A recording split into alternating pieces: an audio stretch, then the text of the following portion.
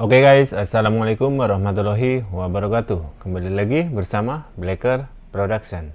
Hari ini kita akan mereaction tentang video di mana Pak Gibran menanggapi hasil pemilu yang akan dilaksanakan ataupun sidang MK ya.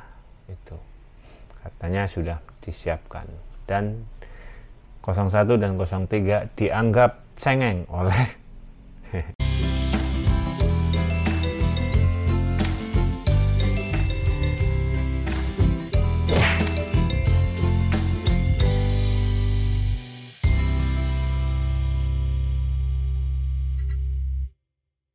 soal itu kan kubu 01 merasa bahwa harus ada terkait diskualifikasi, tanggapannya seperti apa Mas?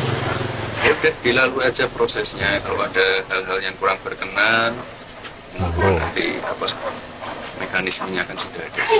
Ya, dari tim kami kan juga udah menyiapkan tim votak.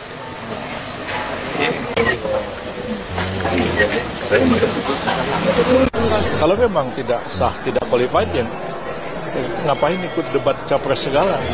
Kalau memang iya itu Gibran dimasalahkan, ngapain ikut debat? Ya enggak, betul. Ngomong 01, 03 aneh guys. Tapi setelah kalah baru mengatakan ini tidak qualified ya.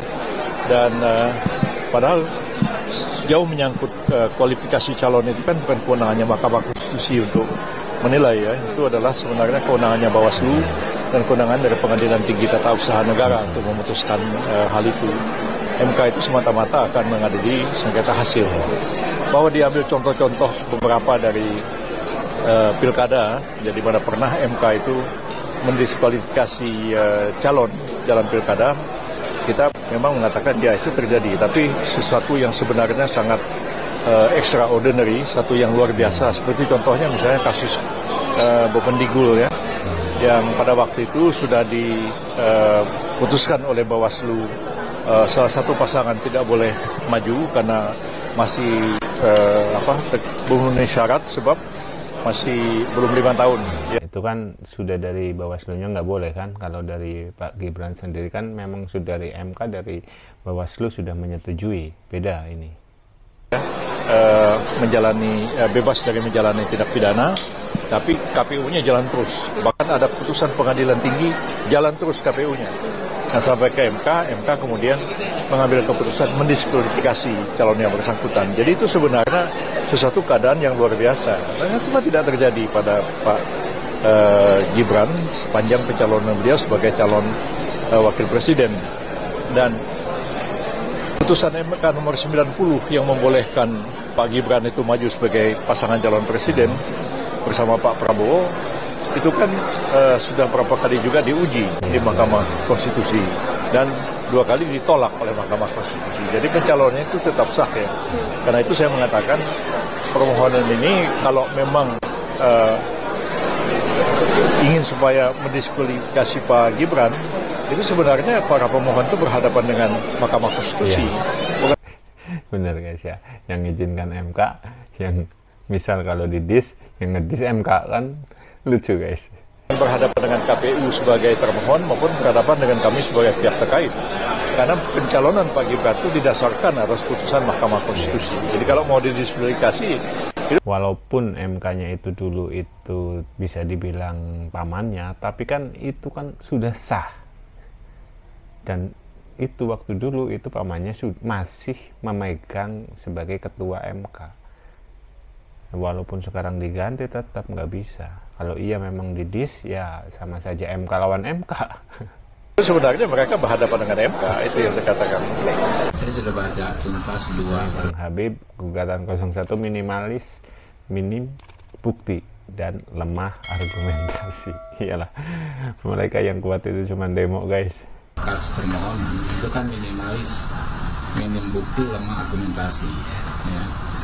Kalau paslon Amin itu yang dipersoalkan, hal yang dipersoalkan yang relevan dengan sengketa proses, sengketa hasil pemilu PHPU. Kalau kita merujuk ke konstitusi maupun undang-undang pemilu itu hanya 8 poin tuh. Ya soal berapa TPS yang kata dia ada pencoblosan ulang hanya sekitar 2000 TPS ya, karena yang nggak ada relevansinya juga dengan kami.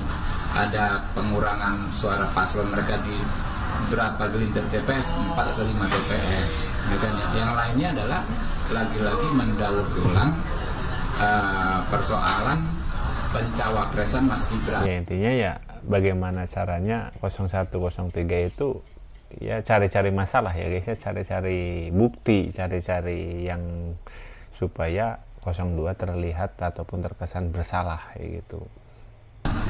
Which is pencawapresan Mas Gibran itu kan sudah nggak ada masalah sama sekali, karena putusan MK nggak tidak menyebutkan putusan MK nomor 90 dibatalkan. Kedua, ada putusan MK nomor 141 yang justru menguatkan bahwa di putusan MK nomor 90 itu tidak terjadi intervensi dan tidak mengakibatkan pelanggaran prinsip hukum. Ada juga putusan DKPP ya, yang mengatakan putusan MK itu putusan MK itu konstitusional ya, dan KPU terikat untuk melaksanakannya. Putusan MK 90 konstitusional dan KPU terikat untuk melaksanakannya di tahun 2024. Oke, dalam hukum dikenal Hotman Paris ya guys. dengan Logika Hotman Paris atas kecatatan nalar 01 dan 03. ajas bahwa tindakan atau perbuatan bisa merupakan pengakuan. 2 kali 01 dan 02 mengakui keabsahan Gibran. Waktu pendaftaran mendapat 01 dan 03 2 kali mengakui keabsahan Gibran. 2 kali ya, saat pendaftaran 2 kali mengakui kesahan. Waktu pendaftaran di KPU mendapatkan nomor. Ya, waktu kan otomatis dapat nomor 1 siapa, 2 siapa, 3 siapa ya. Ya, malah mereka pesta pora berdiri ya. Berdiri 01, 02, 03 berdiri, tidak ada satupun protes tentang keabsahan dari Gibran. Itu pengakuan pertama. Pengakuan kedua, sebagaimana tadi Bung Otto bilang, dalam debat cawapres. Berapa kali Gibran debat dengan cawapres 01 dan 03 itu atas undangan KPU dan tidak ada protes satupun. Benar ya, memang dari dulu itu tidak ada masalah. Sekarang aja, karena apa? Karena lakukan ini gagal, lakukan itu gagal, kan jadi bingung ya guys ya. Nanti yang alhasil kalau sudah selesai kayak gini kalah, tetap kalah. Yang ada kembali lagi kayak kemarin guys ya, yang lagi viral Anies curhat ke lukisan kembali. Kok sekarang KPU disalahkan? Jadi ya disalahkan KPU-nya. Kok Gibran tidak memenuhi syarat? Jadi menurut kami sih rada cengeng gitu. Cengeng. Bukan yang mau cemen bos. Jadi jawabannya deh. Tuh ya memang masuk akal lah. Kecuali kalau memang itu dimasalahkan dari dulu, jangan sekarang, sudah terlambat bos. Sing legowo lah, gimana sih ini kapan selesainya? Oke, sekian videonya, semoga bermanfaat. Wassalamualaikum warahmatullahi wabarakatuh.